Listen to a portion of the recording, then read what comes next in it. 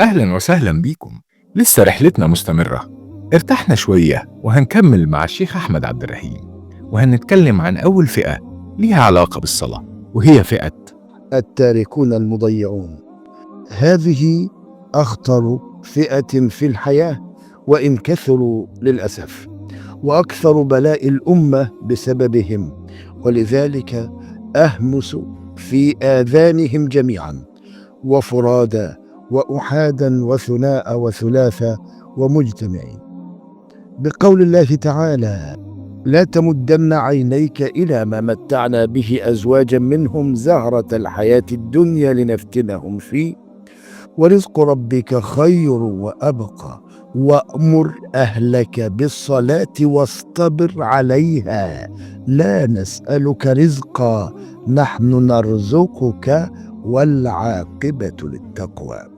كل من يتكلم حول هاتين الآيتين يتكلم من قوله تعالى: وأمر أهلك بالصلاة واصطبر عليها، ولا ينظر إلى الآية التي قبلها، لأن الآية التي قبلها تقول: لا تمدين عينيك إلى ما متعنا به أزواجا منهم زهرة الحياة الدنيا لنفتنهم فيه ورزق ربك خير وأبقى، ثم يقول: وأمر أهلك بالصلاة.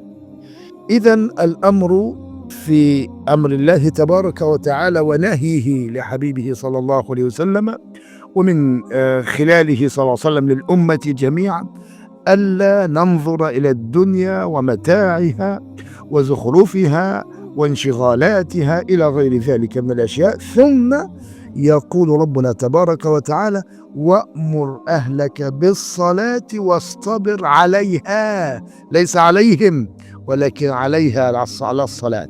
ولذلك ورد عنه صلى الله عليه وسلم: كان إذا نزل بأهله ضيق أمرهم بالصلاة.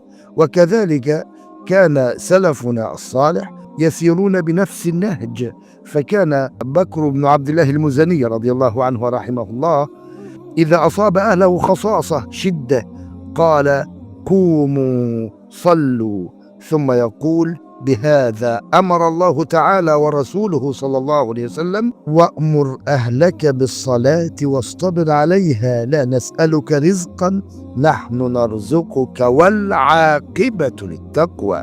عاقبة الأمور كلها إلى التقوى والخوف من الله ثم الجنة. لسه رحلتنا ما انتهتش، وهناخد استراحة، وهقابلكم بكرة عشان نوصل لمحطة جديدة في رحلتنا. مستني أسئلتكم على رسائل الصفحة. كان معاكم أحمد سعودي.